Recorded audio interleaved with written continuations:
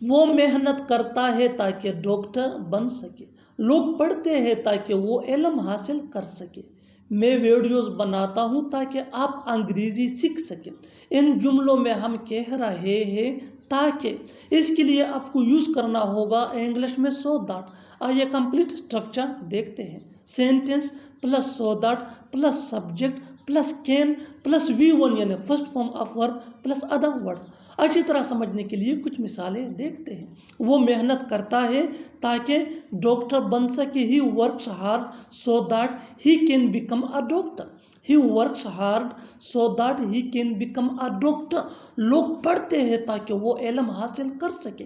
People read so that they can get a lot of knowledge. People read so that they can get a lot of knowledge. میں videos بناتا ہوں تاکہ آپ انگریزی سیکھ سکے. I make videos so that you can learn English.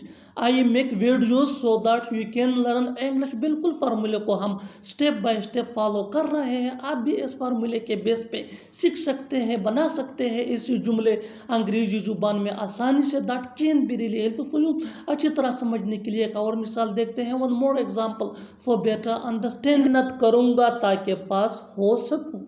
میں محنت کروں گا تاکہ پاس ہو سکوں. I will work hard so that I can pass.